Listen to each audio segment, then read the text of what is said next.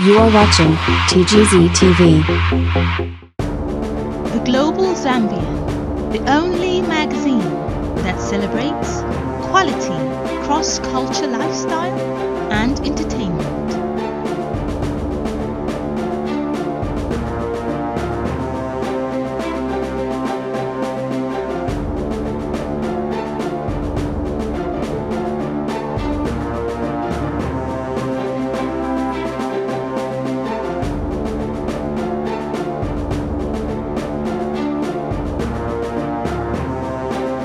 We've been experiencing for almost 400 years a silence about African Americans and our presence in this area. It really wasn't until 1619 that what was called the Jamestown Settlement, later the Virginia Colony, was actually a colony. And it was because of the forced arrival of the Africans who brought abilities, skills, knowledge, those kinds of things that helped the colony to actually survive. And it was African Americans who helped to frame even the way in which we utilize these waterways. The waterways are the blood and butter, or the bread and butter, and the blood and soil of this region. In this area, Norfolk was the center of the domestic slave trade, taking thousands, hundreds of thousands of African Americans and sending them to the South, sent them to South Carolina, sent them to Louisiana, East Texas, Mississippi, all of these areas, but also sent them across the country to Tennessee and Kentucky, spreading not only their DNA, but their knowledge, their culture. And that culture was appropriated by whites. Because when we talk about Southern cuisine, why are we excluding African Americans? Southern cuisine is African American cuisine. Around the turn of the 20th century, when they had the naval shipyard, it was called the Huntington Naval Shipyard in Newport News. Huntington brought down a man named Brown to help, because of all the black longshoremen, to help them to create a bank so that they could use their economic power to help the community, because he was interested in employing African American men who were skilled in that industry. So Brown started a bank. It was so popular, it was so successful that the white banks imitated what he did, because what he did was he started off with a Christmas fund. So let's take this Christmas fund, get people to pay a little bit of money into it, so by the time Christmas came along, you'd have all these gifts, you wouldn't be in debt. Then he said, let's do this for mortgages, so that blacks could have home ownership and they could pass down wealth. But when the Depression hit, even though it was successful, Virginia did not give it the go-ahead to continue. So they killed the bank that was providing economic resources, loans, mortgages to African Americans to continue their development. It wasn't until about 1968 that you began to see a few blacks go down to Virginia Beach. But we know that if you had too many blacks in Virginia Beach, the police would begin arresting the blacks for loitering, for suspicion of criminal activity. Virginia Beach as a town started near the turn of the 20th century. So you're talking about a lot of decades in which that attitude was present and a part of the ordinances of that town. And then, of course, moving forward, what has actually been done to change, to shift the way in which people think? Established for them that there's 3 segments. Yeah. They should hear that. I mean, I've gone a little mute because it's uncomfortable and it's making me shift in my seat, and I am a child of Virginia Beach, and I bleed for Virginia Beach. I love that place, and it makes me sick to my stomach. And it's nothing I ever learned in school, and it's nothing that I've ever heard talked about in this community that I love so much. This is uncomfortable, and I'm sure if I'm feeling like this, other people are feeling like this. And I think it's awesome that you're sitting still and you're sitting through this, because in the next two panels, we're going to talk about all the amazing things that are happening in this community today. And in our last panel, we're going to talk about the vision for where we could go.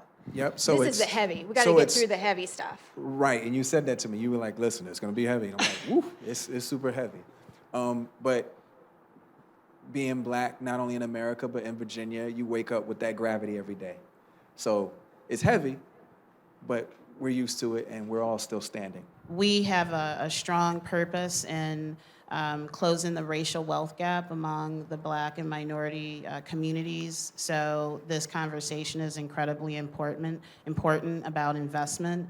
But the way that we do that, and I'm proud to say that we're one of the only minority-led, minority-serving organizations doing that, is creating first-time home buyers. We also are working very hard in partnering with our historically Black colleges and universities to create employment opportunities with the businesses that that we all have, in making sure that we create opportunities for our young people, especially now with the interest in diversifying the talent pool. I'm a big fan of establishing these partnerships with Norfolk State, Hampton University, all 5 of the HBCUs here, and in other minority-serving organizations like Old Dominion and others. The Native community was here first. And these are the people who are living among us in plain sight, but often without us recognizing, realizing that they are a part of us, because Native peoples have been intermingling with the populations who've come here for 400 years, over 400 years. And the Pamunkey Indians, for example, are the perfect example of how they intermingled with a lot of African peoples and a lot of European peoples. And so the Native peoples are here and among us. We have 10 tribes in Virginia, and several of them, of course, are right here in Hampton Roads, but many people don't recognize them. And I think it's time that Virginia move away from thinking of itself as a commonwealth that's either black or white.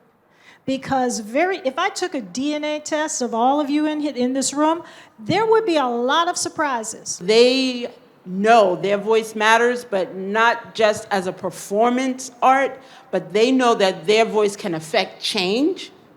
And so they'll show up, and we'll have amazing poll parties and cheer for people as they go to vote and do poems and songs of empowerment. Business leaders that are here to make change happen, I challenge you to listen to young people, because they will tell you either they will be holding a gun and carrying on in a negative way, they're talking to you. The history of a young organization, 20 years is very young, that started with nothing, that was fed, but that worked really hard and got recognized and continued to work and continued to grow. And now 20-some years later, we're recognized nationally for the work that we do, perhaps more nationally than even locally.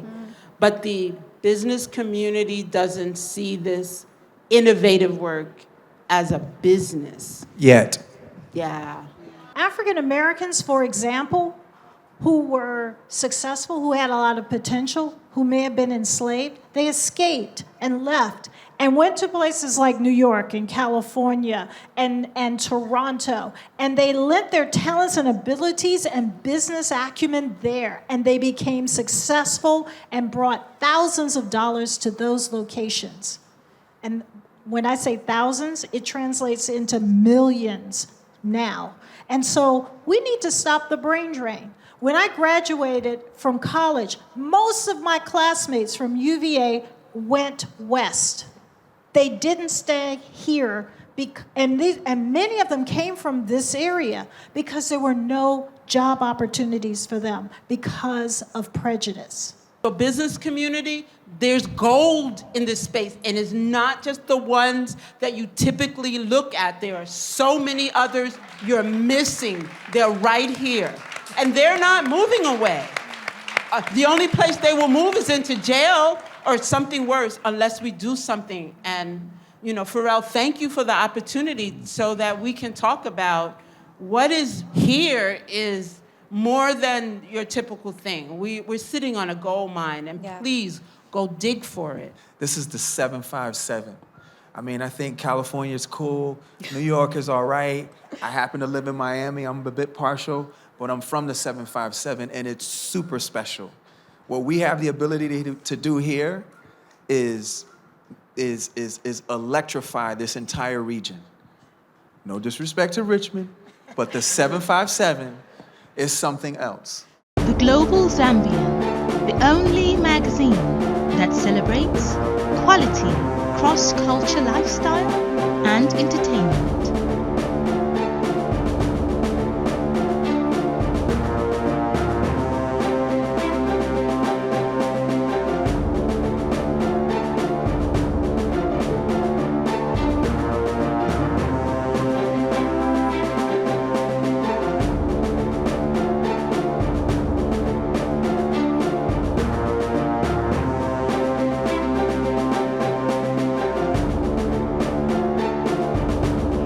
You are watching TGZ TV.